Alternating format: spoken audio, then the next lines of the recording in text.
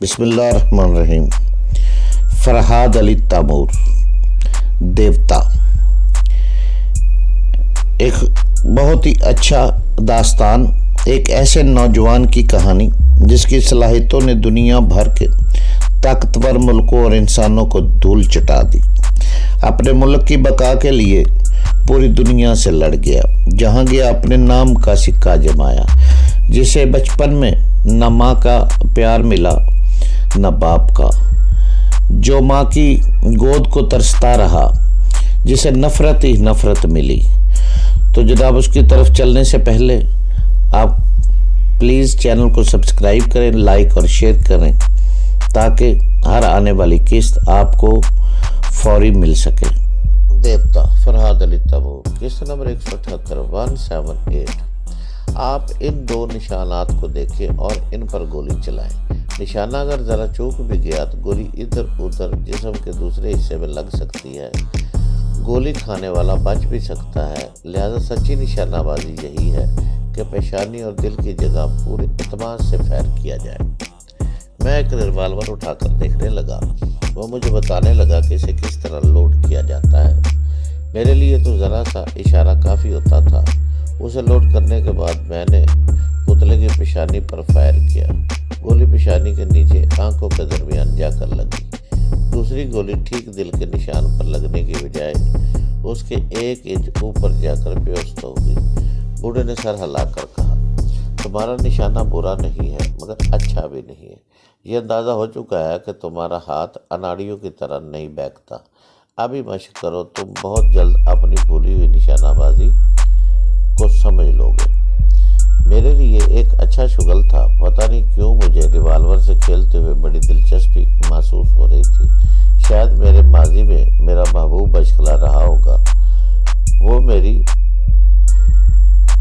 روزانہ کی ڈیوٹی ہو گئی۔ روزانہ مجھے 1 گھنٹے کے لیے وہاں پہنچایا جاتا تھا اور مجھے ریوالور کی 6 گولیاں دی جاتی تھی، اور جب پوری 6 گولیاں صحیح ٹارگٹ پر بیٹھنے لگی تو پھر وہاں سے میری جگہ بدل دی گئی۔ اس کے بعد مجھے ایک ایسے حال میں پہنچایا گیا جہاں فری سٹائل کشتیاں لڑی جا رہی تھیں۔ وہاں بھی ایک 1.5 عمر شخص نے میرا استقبال کیا۔ اس نے بھی مصافحہ کرتے ہوئے کہا، آؤ فرحاد، بہت دنوں کے بعد آئے، یہاں بیٹھو اور تماشے دیکھ کر سوچو، کیا تم بھی لڑنے کے اس فن سے واقف ہو؟ میں ریسلنگ کے باہر ایک کرسی پر بیٹھ گیا، رنگ کے باہر۔ رنگ کے اندر قدور پہاڑ جیسے جوان بڑے بھیانک انداز میں لڑ رہے تھے۔ لڑائی کا کوئی اصول نہیں تھا۔ لات، گھونسے، دیسی داؤ پیچ اور جوڈو کراٹے، ہر طرح کے فن کا مظاہرہ ہو رہا تھا۔ میں انہیں بڑی توجہ سے لڑتے ہوئے دیکھ رہا تھا اور میرا دماغ چھپی چھپی اسی سرگوشی کر رہا تھا کہ میں ان تمام داؤ پیچ کو جانتا ہوں، کیونکہ میرے سامنے جب ایک لڑنے والا دوسرے کے داؤ میں آ جاتا تھا تو یہ بات فوراً ہی میری سمجھ میں آ جاتی تھی کہ اس مغلوب کو کون سا داؤ استعمال کر کے اپنے مقابل کی گرفت سے کس طرح نکلنا چاہیے۔ میرے پاس بیٹھا ہوا 1.5 عمر کا آدمی ان سب کا استاد تھا، کیونکہ وہ لڑنے والوں کو کبھی کبھی ٹوک دیا کرتا تھا۔ وہ سب سر جھکا کر اس کی بات مان لیا کرتے تھے۔ میں نے استاد سے کہا، مجھے یاد آ رہا ہے کہ میں لڑنے کے فن سے واقف ہوں۔ ویری گڈ، اس نے میرے شانے کو تھپ تھپاتے ہوئے کہا، تو پھر آ جاؤ میدان میں۔ آدھ گھنٹے کے بعد گرین سا لباس بدل کر رنگ میں پہنچ گیا۔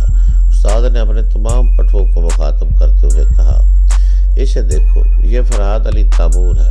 کچھ عرصہ پہلے یہ ناقابل شکست سمجھا جاتا تھا، مگر اب ایک حادثے میں شدید لڑنے کے فن کو بھی یہ بھول چکا ہے۔ خود کو آزمانے کے لیے میدان میں آ رہا ہے۔ تم میں سے کون پہلے اس کے مقابلے پر آئے گا؟ اس کے جواب میں کتنی کڑیل، قدور اور پہاڑ جیسے جوانوں نے اپنے ہاتھ اٹھائے۔ صرف ایک جوان خاموش بیٹھا رہا۔ استاد نے اس سے پوچھا، کیوں شوزو، تم ایک فولادی انسان ہو، کیا فرحاد سے مقابلہ نہیں کرو گے؟ شوزو نے اپنے چہرے کے سامنے اپنا ہاتھ یوں چٹک کر ہلایا جیسے مجھے مکھی سمجھ کر اڑا رہا ہو۔ پھر اس نے کہا، माना आपके बयान के मुताबिक ये शख्स कभी नाकाबिल शिकस्त था, मगर अब खुद को भूल चुका है। जाहिर है दाव पेच भी भूल चुका होगा। इस लिहाज से एक आम सा शौकिया फाइटर है। इसे यहाँ के मामूली फाइटरों से लड़ाया जाए तो बेहतर है। मुझे इसकी बातें सुनकर बहुत गुस्सा आया। उसकी आकड़ से जाहिर हो रहा था कि वाकई वो मुझे मक्खी समझकर उड़ा रहा है। इस वक्त मैंने अपने गुस्से को ज़ब्त कर लिया, क्योंकि पहले मैं खुद को तोलना चाहता था हकीकतन मैं कितने पानी में हूँ। उस्ताद ने एक पहलवान से कहा वो रिंग में आ जाए। फिर वो शोज़ब के पास बैठकर तमाशा देखने लगा। मेरे मुकाबले पर आने वाला मेरी तरह का दावर था, मगर जिस्मानी लिहाज से भारी पर कम। वो मुझे दाव पर लाने के लिए पैंतरे बदलने लगा। पहले उसने अपना दायां हाथ बढ़ाया, मैंने बाएं हाथ का पंजा मिला लिया। इस तरह मेरा दायां हाथ उसके बाएं हाथ के पंजे से मिल गया। मैं चाहता था कि एक झटके से उसकी उंगलियां मरोड़ दूं। इससे पहले ही वो एक बारगी उछला और मेरे संभलने से पहले उसकी दोनों टांगें मेरी कमर से आकर लिपट गई और मैं जमीन पर चारों शाने चित गिरा। मगर वो बददस्तूर मुझ पर सवार रहा। मैं बयान नहीं कर सकता कि उसने अपनी दोनों टांगों से कितना खतरनाक दाव इस्तेमाल किया था। इसकी दोनों टांगें दो अस्त्रों की तरह मेरी कमर से लिपटी हुई थी और लम्हा बलम्हा इसकी गिरफ्त सख्त होती जा रही थी। उस्ताद फौरन उठकर हमारे पास आया और मुझ पर चुपकर कहने लगा, ये तुम्हारे मुकाबल का सबसे खतरनाक दाव है। जिस तरह उसने तुम्हें अपनी टांगों से लाक किया है, इस लाक से तुम कभी नहीं निकल सकोगे। तुम हार मानकर इसे एक पॉइंट दे दो। मैंने तकलीफ की शिद्दत से करहते और चीखते हुए कहा, नहीं नहीं। अगरचे मेरा ज़हन बदल गया था, मगर ऐसे वक्त मेरी पुरानी जिद जुआ होकर आई थी। वो मुझे टूट जाना चाहिए था, मगर हार मानकर एक पॉइंट नहीं देना चाहिए। मेरे दोनों हाथों की उंगलियां उसके दोनों हाथों की उंगलियों से उलझी हुई थी। वो मेरे हाथों को भी आज़ाद नहीं कर रहा था, वरना मैं उसे मुक्के या कराटे के हाथ मारकर किस कदर कमज़ोर बना सकता था। एक तरफ मैं उसकी उंगलियां मरोड़ने की कोशिश कर रहा था, दूसरी तरफ उसकी टांगों की गिरफ्त मेरे लिए नाकाबिले बर्दाश्त बनती जा रही थी।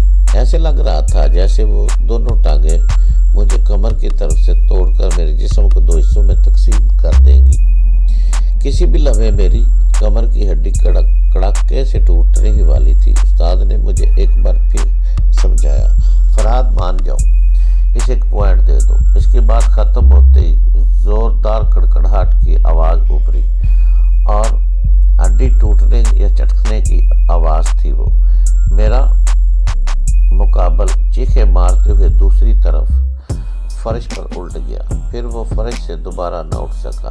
अपना बायां हाथ थाम कर एक दरिंदे की तरह घुराने लगा। उस्ताद लपक कर उसके पास गया। कुछ देर बाद इंकशाफ हुआ कि मेरे मुकाबल के बाएं हाथ की 4 उंगलियां टूट गई हैं, सिर्फ अंगूठा सलामत रह गया है। यानी वो मुझे दूर से अंगूठा दिखा सकता था, मगर मेरे करीब आने की जरूरत नहीं कर सकता था। मैं नहीं समझ सकता था कि इस वक्त मेरी किसी जिद ने या कौन सी कुव्वत ने या किसी भूले हुए दाव ने अपना काम दिखाया था। उसकी 4 उंगलियां अपने जोड़ से उखड़ गई थी। मेरा मुकाबल गोश्त पोस्ट का पहाड़ था। उसके जिस्म में पत्थर जैसी सख्ती थी। इसलिए उस्ताद और फौलादी पहलवान शोज़ो वगैरह सब ही मुझे हैरानी से देख रहे थे कि मैं इतनी बुरी तरह अपने मुकाबल के दाव में फंसने के बावजूद किस तरह इस पत्थर को तोड़कर रख दिया है। इस वक्त मेरी हालत भी अजीब सी थी। शोज़ो मुझे हकारत से ललकारने वाली नज़रों से देख रहा था। मेरी कमर की हड्डी ऐसे दुख रही थी जैसे अब कोई नादीदा असदा बल खाकर लपटकर इसे तोड़ने की कोशिश कर रहा हो। मैं एक हाथ से उसे सहलाते हुए दूसरा हाथ ज़मीन पर टेक कर उठ बैठा। मैं अपनी कमज़ोरी जाहिर नहीं करना चाहता था, मगर उस्ताद समझ गया कि मुझ पर क्या बीत रही है। उसने अपने 2 आदमियों को इशारा किया, इसे सहारा देकर दूसरे कमरे में ले जाओ और डॉक्टरों को इतला दो। 2 आदमियों ने मुझे सहारा देकर उठाया। میں ان دونوں کے کاندھوں پر ہاتھ رکھ کر آہستہ آہستہ چلتا ہوا دوسرے کمرے میں پہنچ گیا۔ پھر وہاں ایک بستر پر اوندے منہ لیٹ گیا۔ تھوڑی دیر بعد ایک ڈاکٹر نے آ کر میرا معائنہ کیا، پھر مطمئن ہو کر بولا، ڈونٹ وری، تمہاری کمر کی ہڈی متاثر ہوئی ہے، 2-4 دن تک مالش ہوتی رہے گی تو بالکل ٹھیک ہو جائے گی۔ پھر اس کے حکم کے مطابق صبح و شام 2 پلوان میری مالش کرنے لگے۔ ایسے حالات میں میں یہی سوچتا رہا تھا کہ کہاں آ کر پھنس گیا ہوں۔ میرا کوئی نہیں تھا، مگر سبھی اپنائیت ظاہر کرتے تھے اور مجھے واضح طور سے اس اپنائیت میں کھوکھلا پن نظر آتا تھا۔ 3 دن کے بعد میں بالکل ٹھیک ہو گیا۔ اب مجھے صبح و شام بلا ناغہ ورزش کرائی جاتی تھی تاکہ مجھے میں پہلے جیسی پھرتی اور چستی آ جائے۔ 2 ہفتے بعد پھر مجھے اسی ریسلنگ ہال میں لایا گیا۔ اس بار شوزب نے اٹھ کر کہا، میں اس سے مقابلہ کروں گا۔ استاد نے ہاتھ اٹھا کر انکار کرتے ہوئے کہا، نہیں، ماسٹر کی اجازت نہیں ہے۔ شوزب نے کہا، میں سپر ماسٹر سے اجازت حاصل کروں گا۔ اس نے میرے بھائی کی انگلیاں توڑی ہیں، میں اس کی گردن توڑ کر رکھ دوں گا۔ تم سپر ماسٹر کی اجازت کے بغیر فرہاد کو ہاتھ بھی نہیں لگا سکتے۔ دیکھو شوزب، وہ تمہیں بھی فرہاد کی طرح عزیز رکھتا ہے۔ تم دونوں کے ٹکراؤ سے کسی کو بھی نقصان پہنچے گا تو وہ سپر ماسٹر کا نقصان ہوگا۔ جاؤ اپنی جگہ پر بیٹھ جاؤ۔ شوزب مجھے گھورتا ہوا ایک کرسی پر جا بیٹھا۔ جس وقت میں ہال میں پہنچا تھا اس وقت 2 پلوان آپس میں لڑ رہے تھے۔ جب ان کی کشتی ختم ہوئی تو استاد نے اپنے تمام پٹھوں سے کہا، اب تم سب یہاں سے باہر چلے جاؤ۔ آج فرہاد یہاں تنہائی میں کسی سے مقابلہ کرے گا۔ اس کا حکم سنتے ہی تمام پٹھے ایک ایک کر کے وہاں سے باہر چلے گئے۔ میں شوزب کے دل کی حسرت پوری کرنا چاہتا تھا کیونکہ وہ ہال سے باہر جاتے وقت بھی للکارتی کی نظروں سے دیکھتا جا رہا تھا۔ وہ سپر ماسٹر کے حکم سے مجبور ہو کر مجھ سے دور ہو گیا تھا، اس لیے میں نے بھی صبر کر لیا اور اپنے مقابل آنے والے کا انتظار کرنے لگا جس سے تنہائی میں مجھے مقابلہ کرنا تھا۔